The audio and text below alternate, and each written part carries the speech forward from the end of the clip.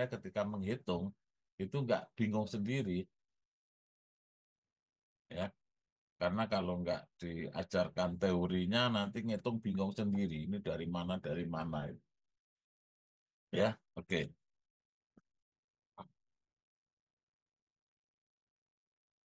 Oke, jadi ini nanti digunakan ARS, tapi saya perkenalkan. Lalu ini ada lagi. Ini untuk periode ulang 500 tahun. Ini C-nya C plastis untuk analisa statis. Nah, kalau ini untuk apa? Nah, ini C elastis untuk analisa dinamis. Jadi beda. Anda nanti menghitungnya pakai apa? Pakai dinamis atau pakai statis. Kalau Anda pakai dinamis, ya C-nya C elastis. Jadi dibalik ini. Yang dinamis pakai elastis. Lalu di sini yang statis pakai plastis. Karena akan terjadi diam, akan menjadi gaya yang terbesar itu kalau terjadi plastis. Kalau masih elastis itu masih bergerak, masih dinamis.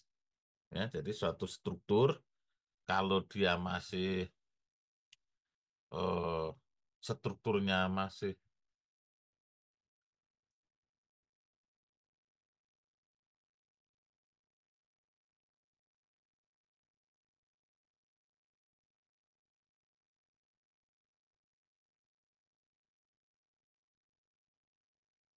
jadi strukturnya itu masih elastis, ya. Jadi Anda nanti gunakan ini elastis, strukturnya gerak terus. Jadi strukturnya digoncang itu elastis kiri kanan elastis, berarti analisanya dinamis. Tetapi kalau digerakkan lalu strukturnya diem, terjadi patahan, terjadi sendi plastis, maka strukturnya akan diem karena momennya sudah lepas. Oke, paham nggak ini? Anda paham nggak ini? Bisa menerima nggak? Tintanya Pak. Bisa. Di tintanya Pak, bedanya yang Apa? buat analisis bedanya analisis dinamis sama statis itu respon apa Nah, ya Pak? ya, ini ya. Jadi kalau saya gambarkan nih, bisa nggak ini gambar? Oh, bisa ini. Nah, saya membuat pilar nih. Nah, ini kelihatan nggak ini? Saya Melihat berikan beban gempa. Gitu. Pilar ini ditahan oleh fondasi. Nah, ketika ada beban gempa, maka pilar ini kan bergerak. Pilarnya itu bisa bergerak seperti ini. Nah, gitu. Nah, ini pilarnya bergerak. Oke, pilarnya akan terdorong oleh beban gempa. Beban gempa itu dari mana? Dari pergerakan tanah. Jadi aslinya tanah yang bergerak, karena bergeraknya lebih cepat dari respon struktur, maka menjadi sebuah gaya. Nah, gayanya itu disebut gaya gempa. Nah, saya sebut saja E. E itu adalah earthquake, gaya gempa. Mengakibatkan seakan-akan di atas struktur itu ada sebuah gaya, padahal nggak ada. Ya, padahal gaya E itu nggak ada, tapi itu adalah model daripada pergerakan tanah. Jadi tanahnya ini di sini bergerak.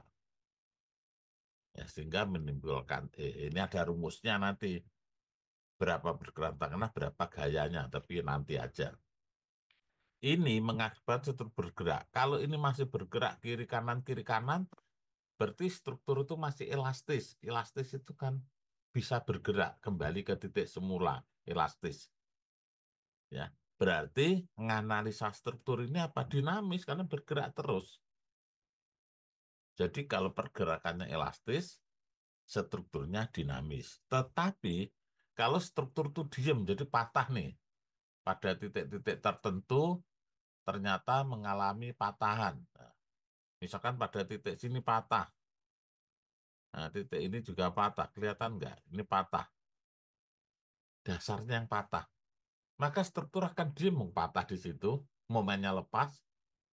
Nah, kalau sudah patah, sudah terjadi plastis, jadi disinilah yang kita sebut sebagai plastis. Nah, ini P, mengalami P, maka struktur akan diam. Soalnya momennya diam, momennya jadi nol karena plastis itu. Nah, kalau diam menjadi statis, maka yang gaya untuk menghitungnya ini menggunakan tabel ini. Ini tabel itu dari BMS ini. Tabel lama ini. Kalau ini tabel yang pendekatan baru, dinamis. Karena menghitung gempa itu kan ada dua. Anda hitung statis dan dinamis. Kalau hasilnya besaran yang dinamis, gunakan yang dinamis. Hasilnya besaran yang plastis, yang statis, gunakan statis. Dan gempa itu nanti ada aturannya, cara menghitungnya, yang tepat gunakan apa. Oke, Anda perhatikan ini. Zona 1, ini ada waktu getar. Jadi gini, misalkan waktu getarnya 1. Nih, waktu getar 1 tarik ke atas. Nah, saya kasih warna hijau nih. Tarik ke atas. Nah, gini. Tanahnya sedang, berarti sini. Tarik ke kiri. Nah, berapakah C-nya? 0,16. Itu. Karena di sini tanahnya kan ada 3 itu. Yaitu tanah yang, apa namanya, tanah yang tidak kaku, ya, tanah yang sedang, dan tanah yang kaku. Jadi di sini bahasanya teguh. Ini bahasa Malaysia ini ya. Pakai teguh. Tanah teguh. Jadi tanah teguh itu yang bawah ini tanah teguh. Yang ini tanah lunak. Jadi gitu. Jadi tanah teguh itu yang ini. Kita kasih merah ini, tanah teguh. Nah, ini tanah teguh. Oke. Terus yang ini tanah yang lunak. Bukan tanah sedang, sorry. Jadi tanah sedang. Saya kasih warna. Nih. Nih. Lalu ini mepet. Aduh, ke bawah. Terus yang atas tanah lunak. Saya kasih warna apa nih? Kuning. Nih, ini tanah lunak. Oke, gitu. Ya, karena itu zaman dulu dibikinnya nggak pakai warna ya. Ini dari tahun 92. BMS itu dibikin, BMS 92 dibikinnya oleh Australia.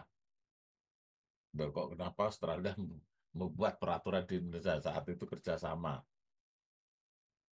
Jadi Inggris memberikan jembatan namanya BMS. Oh, sorry. Inggris memberikan jembatan namanya jembatan, aduh lupa namanya saya, jembatan Inggris yang jembatan rangka lama. Lalu sekalian memberikan aturannya. Jadi junanya ini 1, 2, 3, 4, 5, 6. Nah, 6 itu kenapa ini kecil? Kenapa 1 itu besar? Kenapa 6 itu perhatikan? Kalau apa namanya terjadi waktu getarnya 1, tarik aja, tarik ke kiri. Nah, untuk tanah yang apa ini? Tanah yang kalau bawah ya tanahnya tanah yang teguh, tanahnya keras. Itu hanya 0,06. Berbeda dengan 1. 1 itu tanah yang cukup itu 0,15. Kalau di zona 6, 0,06. Ya, itu ya, itu bedanya. Kira-kira paham Anda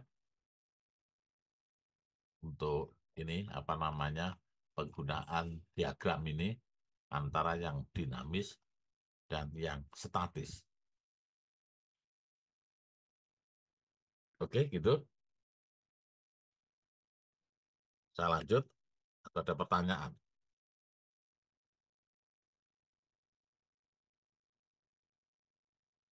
Gimana? Lanjut? Lanjut, Pak. Oke. Nah, ini petanya. Nanti kalau di 2016 petanya banyak. Kalau 2008 itu petanya satu. Ini yang menyatakan zona itu ada 6 tadi. Zona yang tertinggi nah, itu adalah daerah yang ya gempanya sangat kecil. Ada, tapi sangat kecil, nggak terasa oleh manusia. Tapi kalau alat merasakan, ini ada di Kalimantan. Di Kalimantan di sini, yang merah ini. Lalu kalau Jakarta, ini apa namanya, oranye. Oranye itu berarti zonanya zona 3. Jadi menurut peraturan tahun 2008, zona Jakarta 3. Surabaya berapa? Surabaya itu ini. Surabaya itu berarti 4. Yang warna apa namanya? Biru, biru ya biru. Ya, warna biru. Nah yang satu itu mana? Nah ini Sumatera. Dari Aceh. Terus ini. Termasuk Lampung. Lampung. Tanjung Karang Barat ini. Nah, kalau di Jawa nggak ada yang biru. Ada lagi di Irian Utara. Irian Tengah itu juga ada yang biru. Jadi kalau di Irian ada gempa, hilang. Nggak, nggak tercatat di ini karena hilang. Jadi di Irian itu terjadi gempa, itu satu wilayah hilang terkubur dalam tanah. Karena terjadi longsor. Longsor yang sangat yang menghabiskan seluruh bidang tanah. Oke, untuk di Jawa Timur itu yang wilayah 4. Jadi kalau semakin zonanya semakin tinggi, berarti gempanya semakin kecil. Nggak tahu itu dibalik dari zaman dulu seperti itu. Zona 1 itu yang paling besar gempanya. Ya, Anda lihat di sini ada patahan-patahan. Ini kontur ya, kontur dasar laut ini. Nah, terlihat di sini.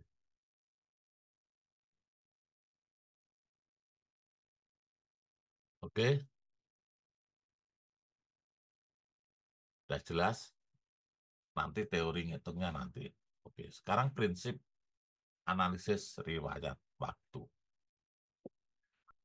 Untuk gempa dinamis, itu kan bisa menggunakan time spectrum.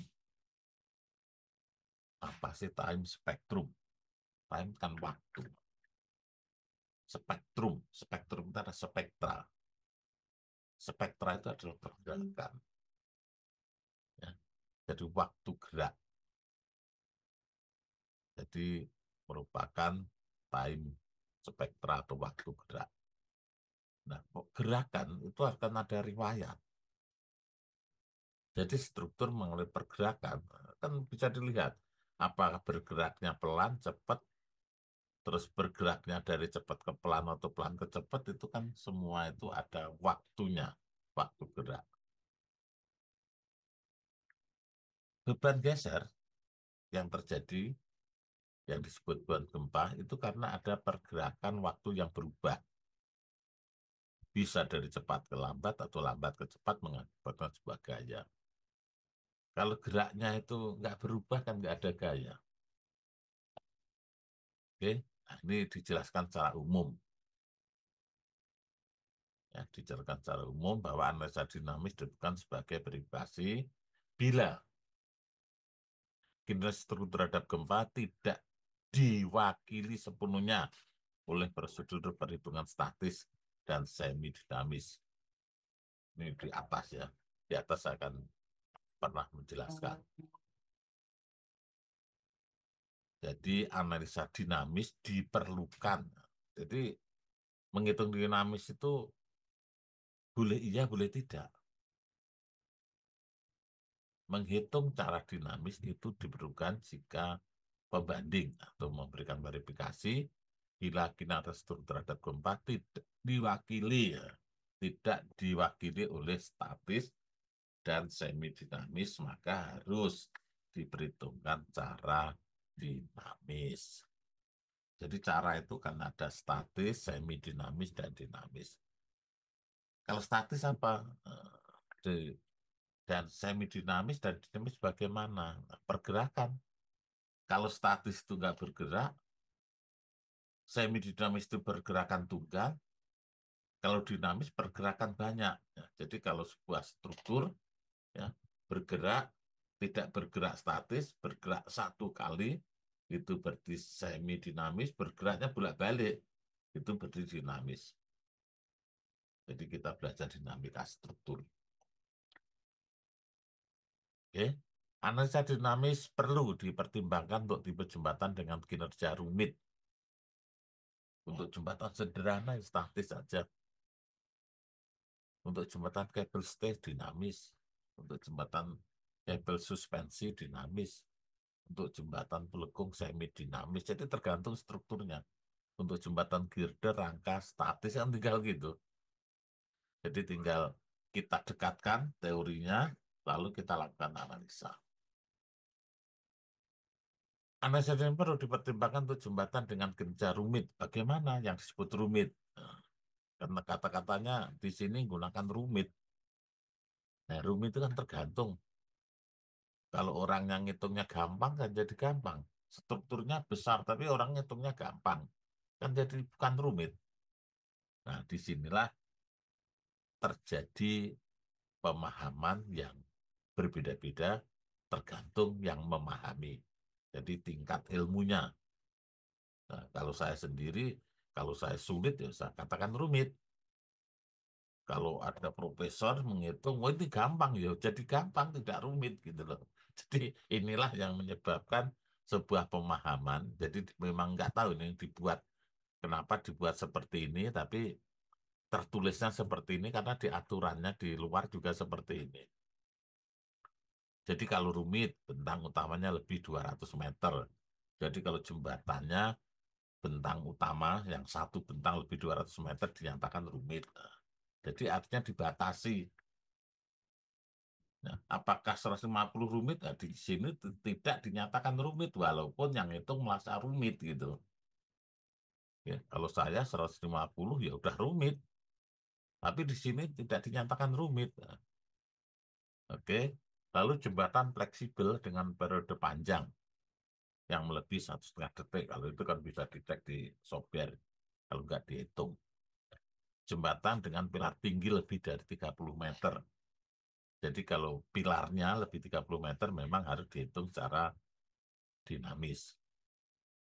Jembatan pelengkung dengan lantai di atas, lalu struktur kabel, kabel stay dan kabel suspensi. Ini dinyatakan bahwa ngitung jembatan kabel, nah, di sini tidak dinyatakan bentang. Misalkan kabelnya hanya 100 meter ya, dinyatakan rumit. Jembatan gantung atau apa nama kabel apa ya, suspensi atau jembatan yang menggunakan isolasi dasar itu dinyatakan jembatan rumit. Ya, ini batasannya ya. Batasan itu perlu kita pahami. Jadi jangan melihat itu kita ngitungnya, tetapi lihatlah batasannya. Oke, oke, sebentar ya. Saya 10 menit saja. 10 menit mau istirahat ya. Karena saya mau ke itu dulu. Bentar. Lin, minumnya ada. Ini apa makan ini? Tuh.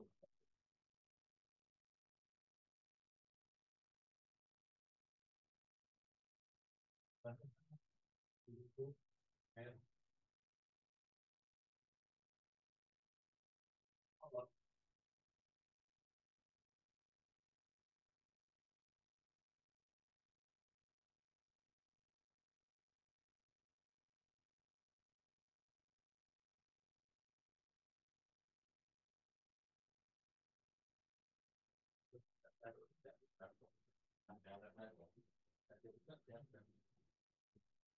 Saya mau ke sono dulu, jangan berteriak ya itu.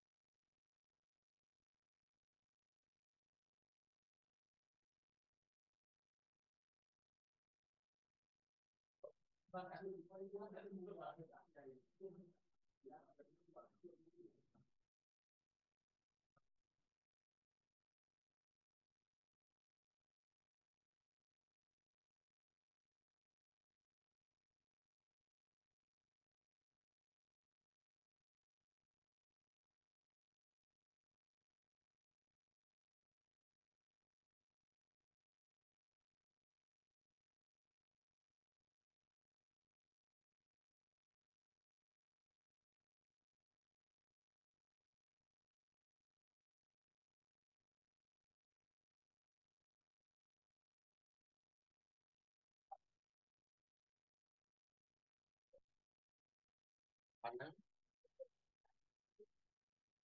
dua-duanya mana?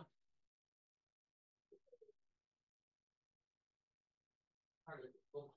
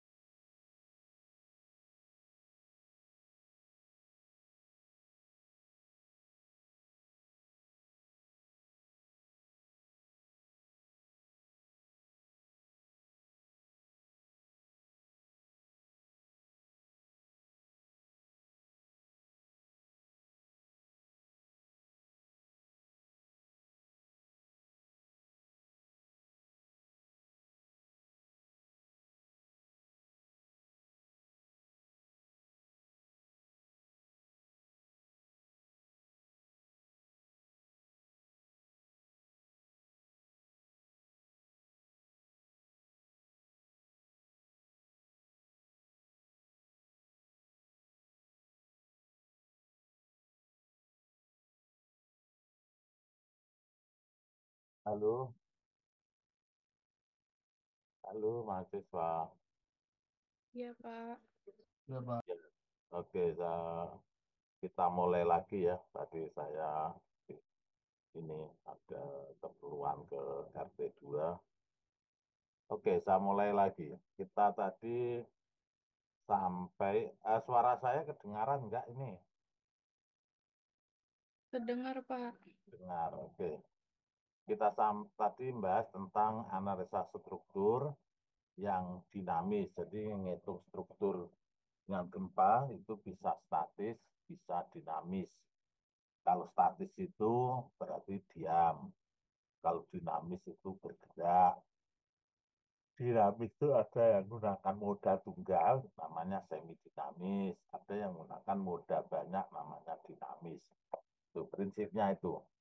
Lalu di dalam aturan itu juga sudah tentukan apakah kita menghitung itu pakai statis, semi dinamis atau dinamis. Ya. Itu sudah kita lewatkan, artinya sudah kita pelajari. Berikutnya, untuk analisa dinamis ini batasannya jembatan dengan bentang lebih dari 200 meter, apapun jembatannya. Lalu fleksibilitas daripada barodanya panjang, melebihi 1,5 detik, jadi bergerak gede, letusannya besar, lalu barodanya juga panjang. Pilarnya tinggi, lebih dari 30 meter.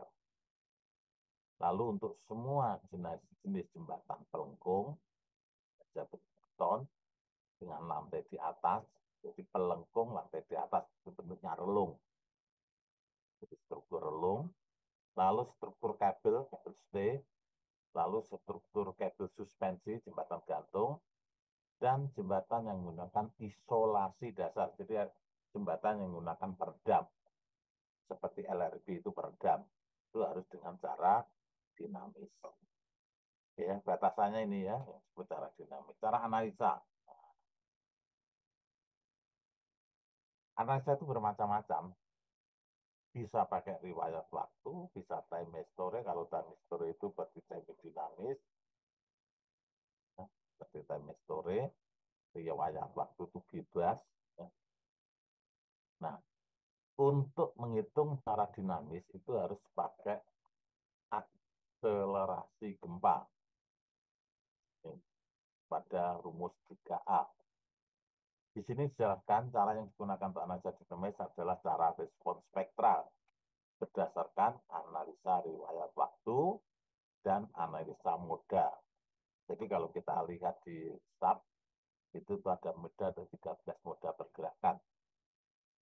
Serta cara integral langsung yang menggunakan rumus pergerakan equation of motion. Ini matematis. Lalu kita menghitung cara dinamis pakai manual. Jadi diturunkan persamaannya. Untuk analisa riwayat waktu diperlukan data gambar besar tipikal yang umumnya terjadi di luar lokasi jembatan. Gerakan gempa masukan berupa gelombang akselerasi dengan amplitudo yang dimodifikasi berdasarkan wilayah frekuensi. Jadi berdasarkan petanya ya, sehingga sesuai akselerasi standar respons spektrum. Gempa tipikal harus dipilih berdasarkan kondisi tanah dan topografi yang serupa dengan lokasi jembatan. Lokasi jembatan itu kan ada 6 lokasi ya. Kalau tadi untuk Sumatera 1, lalu Kalimantan 6, Jakarta 3. Sehingga dapat dilakukan modifikasi amplitudo. Gempa masukan di permukaan tanah anggapan dimodifikasi dengan menggunakan akselerasi gempa masukan. Nah, jadi S adalah akselerasi gempa masukan, CD adalah faktor modifikasi, redaman terhadap standarnya 5% sesuai dengan standar redaman, moda pada tingkat I. Jadi kalau 5% itu standar, kalau mau berubah 4% digunakan 4%. 6% gunakan 6%. S0 adalah akselerasi wilayah gempa di respon spektra. Lalu besarnya nilai CD, faktor modifikasi itu adalah 1,5 dibagi 40H, tingginya ya, adalah konstan perdaman moda plus 1, plus 0,5. 0,5 itu dari 0,5. Lalu bila mana analisa dinamis menunjukkan hasil yang jauh lebih kecil daripada statis, maka perencana sistem umumnya tidak segera bisa analisa statis. Jadi tergantung yang besar yang mana antara statis dan dinamis. Kalau besar dinamis gunakan dinamis, besar statis gunakan statis. Ya, Gas. Gimana, Gas? Taruh mana? Di lapangan. Enggak, maksudnya udah setelah diambil taruh mana? Ditaruh di endang, ini ambil 2, lalu dibawa ke sini 4. Dibawa ke H224. Itu Iya, kan ya. ada 6. Ya. Ya udah.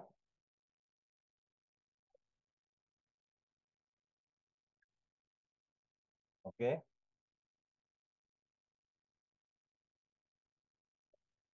Lalu pengaruh gaya inersial. Inersial itu adalah gaya yang ditimbulkan oleh perilaku struktur ya.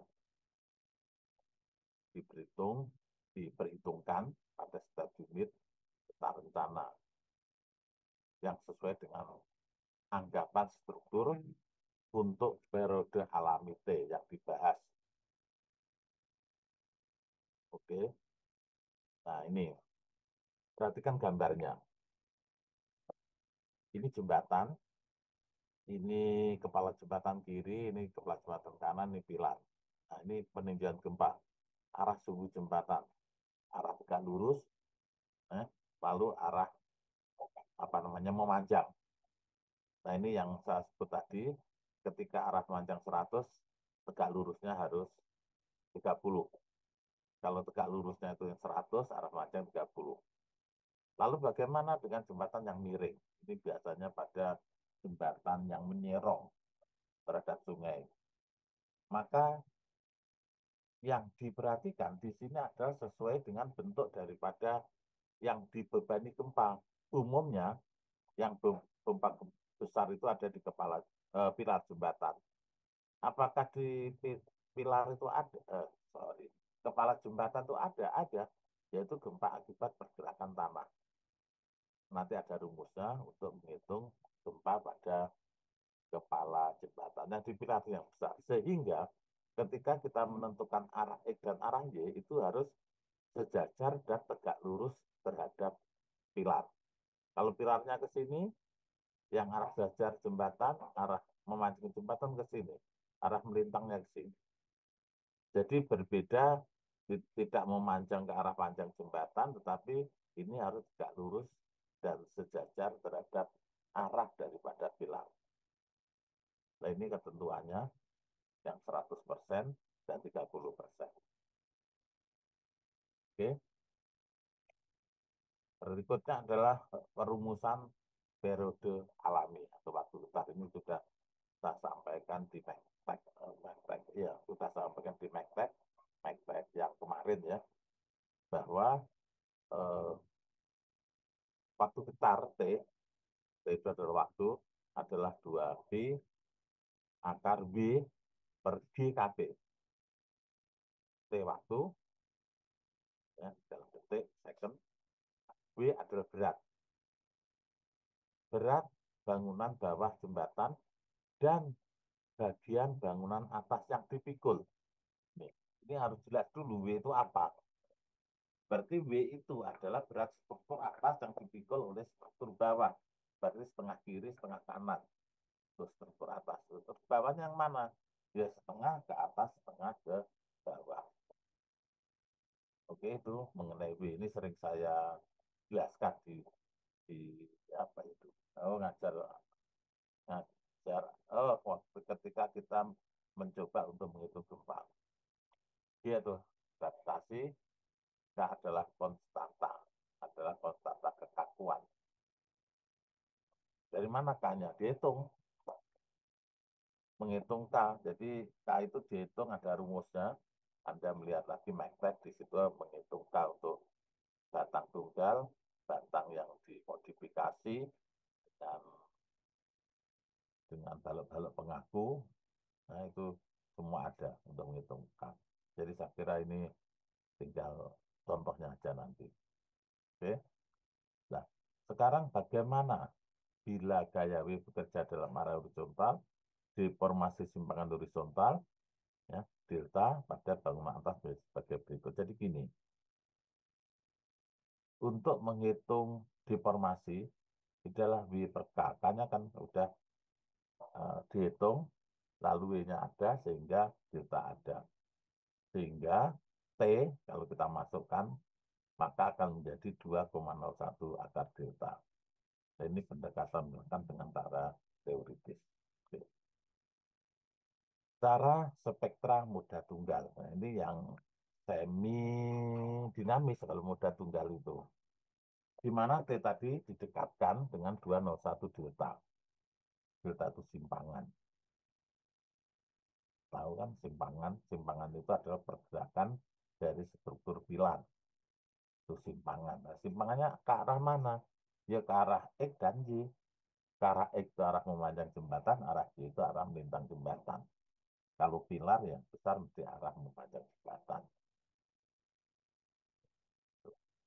T itu ada periode waktu, delta adalah simpangan. Nah, ini semua itu bisa, kalau pakai SAT gampang, T-nya ada, deltanya ada. Tapi kalau manual juga bisa diplot. Bila gaya sesuai 80% berat bangunan bawah atas permukaan tanah, untuk perencanaan tanah gempa dan berat bagian bangunan atas dipikul, olehnya dianggap bekerja dalam arah yang inersial. Jadi gaya inersial itu jika deltanya itu tidak jauh berbeda. Ini contohnya, ini sebuah pilar, lalu ini bangunan atasnya, ada gaya gempa, ya, lalu menimbulkan sebuah, ini yang terhadap sumbu jembatan, ini yang terhadap sumbu arah manjang, ini arah melintang, ini arah memanjang. Ini periode alami. Oke, cara spektra moda majemuk. Moda majemuk itu modanya banyak. Berarti caranya sudah dinamis, bukan semi dinamis. T adalah 2,01 delta, itu sama, waktu getar akan diprediksi. Ya, kalau enggak dilihat di SAT, T-nya ada, jadi nggak usah dihitung. Nah, mencari delta juga ada. Nah, kalau mau dihitung ini, integrasi daripada W, S, U, S kuadrat, DS. T adalah waktu, W adalah berat bangunan. Oke. Berikutnya adalah bagaimana kalau kita meresponsibility. Jadi kalau kita gunakan SAP, ini hanya contoh ya. Contoh kalau kita merespon, ini pilar, lalu ini berat struktur atas, ini kekakuannya, lalu ini berat struktur bawah, ini konstanta tegasnya. Kalau ini ada fondasi, yang penting konstanta tegas di fondasinya. Kalau ini kan konstanta tegas di dasar pilar, di file cap. Ini model-model kalau nanti kita gunakan SAP. Ini struktur atasnya. Ini bentuk jembatannya seperti ini, ada dua pilar. Ini bisa bergerak arah samping, ya, lalu ini bergerak arah memanjang. Jadi ini pergerakannya ke samping, ini pergerakannya pilar ke arah memanjang. Delta kita hitung, dan gunakan T 201 delta, lalu disain gaya lateral, KA-nya, hitung gaya inersial. F adalah KA dikalikan F. Ini menggunakan periode alami muda yang majemuk, muda panjang. Berikutnya kita bahas tentang eigen value. Eigen itu pergerakan, value itu nilai. Periode alami dan deformasi dapat diperoleh dengan analisa eigenvalue yang tidak jauh menyimpang terhadap T 80% tadi ya, toleransinya perbedaannya maksimum 20 karena harus 80. Jadi perbedaannya 20. Tadi sudah dijelaskan. Deformasi jembatan dengan interaksi pondasi. Deformasi jembatannya ini delta itu deformasi, ada DP, ada deformasi lentur dari bahan bangunan, ditambah D0 ada simpangan lateral dari pondasi, tambah P0 adalah sudut rotasi, kalikan standar tinggi. Sehingga kita peroleh untuk mendapatkan nilai delta P adalah B adalah berat bangunan atas yang dipikul ya, dikalikan dengan tinggi, ya, nah itu adalah tinggi dari ujung bawah badan bangunan terhadap dudukan gaya inersial yang dikerjakan, ya, dibagi dengan GI plus 0,8 W HP. HP itu ada tinggi badan bangunan total ya, macam tinggi total, bukan tinggi tinjauan. Oke, delta P dapat. Lalu nilai delta P ini bisa berubah. Bila badan bangunan mempunyai penampang tidak seragam atau berupa portal kaku, ya, deformasi lentur DP ditentukan dengan masukan berat bagian atas dan berat bangunan bawah. Tidak, jadi hanya WH pangkat 3 ketika EU. Jadi yang ini nggak ada. Jadi tergantung. W merupakan berat ekivalen yang ditentukan sebagai berikut. W adalah WU plus 0,W. Lalu ini nilai delta, nilai AR, AS, dan sebagainya. Oke, nah ini hasilnya ini. Lalu bila bangunan bank punya penampang seragam, gaya H0 dan momen luar M0 ditentukan sebagai berikut. Ini H0 dan M0. Jadi ini rumus-rumus nanti tinggal digunakan. Berikutnya adalah koefisien reaksi tambah. KP dan KH. Jadi rumus untuk menentukan konstanta pegas itu banyak. Setiap buku menulis yang lain. Hasilnya beda. Jadi karena nilai KPK koefisien horizontal dan koefisien vertikal itu kan pendekatan. Nggak ada rumus matematisnya. Didapatkan dari hasil uji tanah. Hasil uji tanahnya hasilnya beda. Lalu kita harus bisa, karena kita kan analisator, harus bisa memilih mana yang kita gunakan. Gitu. Yang kita gunakan adalah yang memberikan dampak terhadap struktur itu yang aman. Jadi harusnya berkali-kali memasukkan nilai KKP supaya menghasilkan struktur yang aman. Tapi para konsultan sering nggak mau seperti itu karena hitungannya banyak. Sehingga nilai KKP itu ya diambil aja dari yang dilakukan. Nah, ini menurut buku ini, perhatikan, koefisien reaksi tanah atau subgrade diperoleh untuk KH adalah 1/30 ED. Lalu KP itu yang vertikal, KH itu horizontal. Jadi KH adalah koefisien reaksi tanah dasar yang horizontal, dan KP adalah koefisien tanah yang vertikal. Satuannya adalah kilogram pos per sentimeter kubik. Nah, untuk KHKP ini rumusnya sama seperti 30 ED. ED itu berapa? ED itu adalah modulus dinamis deformasi. Satuannya kilogram pos per sentimeter persegi. Adalah 2 dikalikan 1 plus VD dikalikan GD.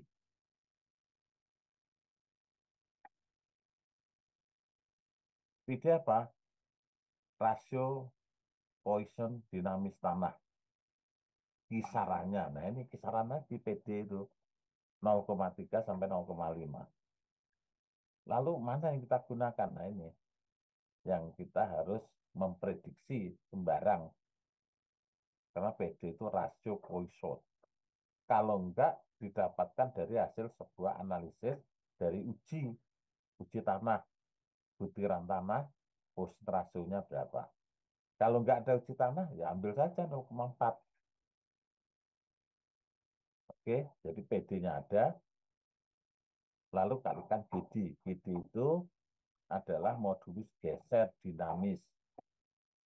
Ya, besarnya berapa? Gamma T per 10G. Gamma T apa? Berat isi, ton per meter kubik.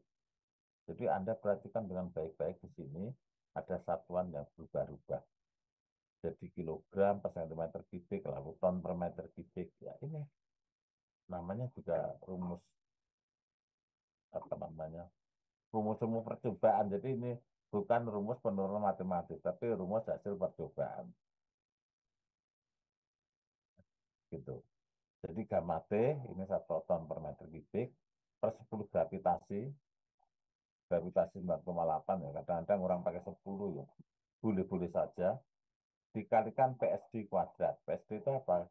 Kecepatan gelombang geser elastis tanah meter per detik. Jadi waktu gelombang geser elastis tanah itu bergerak. Ya, satuannya meter per detik itu PSD. Nah, PSD itu bisa dicari. Di mana PSD adalah lapisan I diperoleh dari rumus berikut. PSDI adalah CP dikalikan PSI. Jadi rumusnya banyak. Lalu yang disebut dengan PSD itu apa ini? Adalah kecepatan gelombang geser elastis rata-rata dari lapisan tanah I yang digunakan untuk perhitungan bekas tanah. Itu PSD. CP adalah faktor modifikasi berdasarkan tegangan tanah. Itu CP. Nah, CP itu ada 2 rumus nih. CP itu adalah 0,8 dikalikan PSI yang kurang dari 300 meter per detik. Lalu kalau lebih besar dari 300 maka pakai 1. PSI adalah kecepatan gelombang geser elastis rata-rata untuk lapisan I, rumus 15. PSI itu ini rumusnya, rumus 15. Parameter dinamis ditentukan berdasarkan nilai parameter NSPT sebagai berikut. Nah, PSI untuk lapisan kohesif seperti C, untuk lapis tanah, apa itu? 100 dikalikan N. Berarti harus ada data N. Uji tanah. Pangkat sepertiga untuk nilai N itu di atas 1 dan di bawah 25. Lalu nilai PSI itu bukan 100 tapi 80 N. Itu nilai NSPT-nya. Pangkat sepertiga untuk nilai N 1 sampai 50 itu untuk tanah yang berpasir. Jadi tanah itu hanya dibedakan 2. Tanah kohesif itu yang tanah yang ada lekatannya, lalu tanah pasir kerikil itu nggak ada lekatannya. Lalu NI adalah nilai rata-rata SPT pada lapisan tanah yang ditinjau tentunya ya. I adalah lapisan bila tanah dibagi dalam N lapisan, ya, kalau tanahnya berlapis-lapis. Oke. Nah ini cara menghitung kalau kita gunakan dinamis dan menghitung reaksi tanah. Jadi panjang. Rumus itu kalau kita latihan itu panjang banget. Tapi nggak apa-apa, saya tunjukkan karena ini sebuah aturan. Interaksi pondasi. Nah, kita masuk ke pondasi, bahwa pondasi kalau gempa itu harus kita perhitungkan bahwa pondasi itu yang menerima pertama terhadap gerakan tanah.